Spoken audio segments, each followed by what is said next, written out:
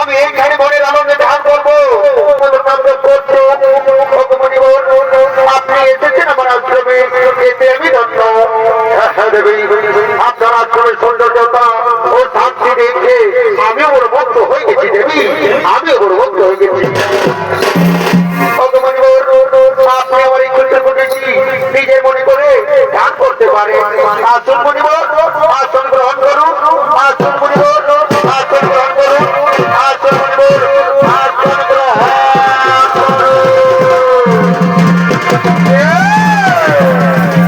আমার নাম হয়েছে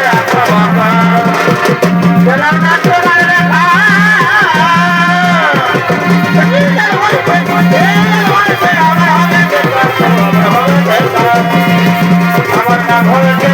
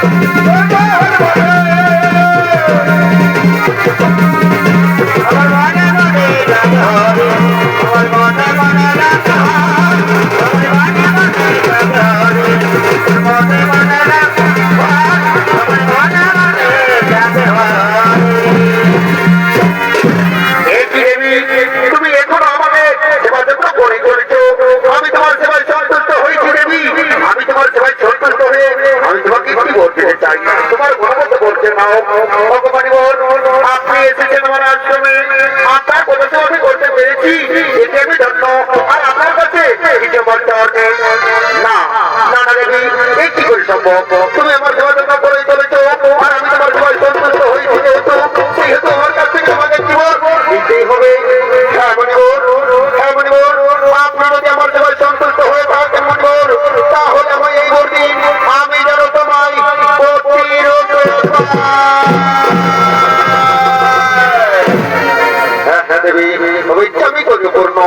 এসো দেবী আমার নিকটে এসো, এসো দেবী আমার নিকটে এসো। আজ থেকে আমি তোমাকে আমার ইষ্ট রূপে মেনে নিলাম, আজ থেকে আমি তোমাকে আমার ইষ্ট রূপে গ্রহণ করে নিলাম। প্রণাম দেওয়ার জন্য স্বামী, ও তোমার স্বামী দেবতা, ও তোমার স্বামী দেবতা, চলো না গো ওই অভিনন্দ মাঝারে যেখানে যেন আমার অসীম কেউ নাই, আমরা যেন প্রেমানি করে চড়ি করি, প্রেমানি করে চড়ি করি। দেবী তুমি ঠিকই বলেছো, চলো ওই অভিনন্দ মাঝারে যেখানে যেন আমার অসীম করে নয়, সেই দীর্ঘ দিনে লাগে আমরা যেন প্রেমানি করে চড়ি করি, আমরা দুজন প্রেমানি করে চড়ি করি। আমি মাত্র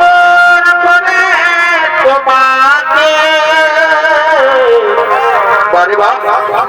আবার ফিরে ভুল বুঝলাম, তুমি দূরে রেখো না আমার প্রিয়া রে, প্রিয়া রে, ও প্রিয়া রে। ভগবান স্বামী দেবতা তুমি আমায় একটি বদলাও স্বামী, আমাদের প্রেমালিঙ্গনের হলে যে সন্তান জন্মবে সে সন্তান যেন অতি শীঘ্রই তার রূপে জন্ম নেয়। হ্যাঁ হ্যাঁ দেবী, তবে ইচ্ছা আমি করবো পূর্ণ, তাই হবে দেবী, তাই হবে। স্বপ্ন দেখেছিলাম এটা তো সোনা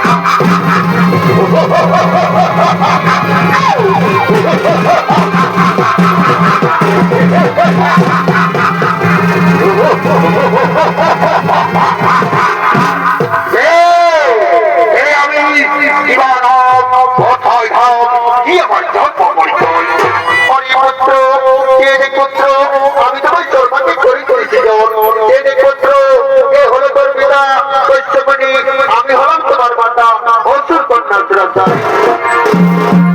পুত্র সহস্রপথের মতো তোমার দেশ, তাই আজ থেকে আমি তোমার নাম দিলাম অসুর সম্রাট সুরপুত্র।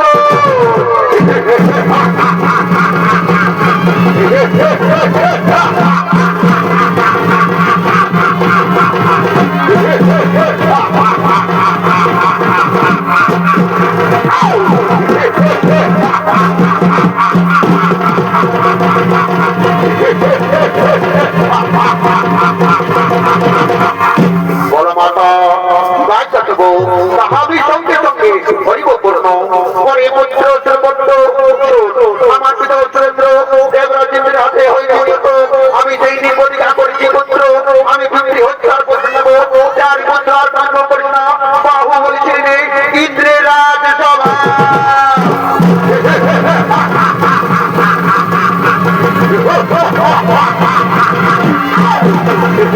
Hey!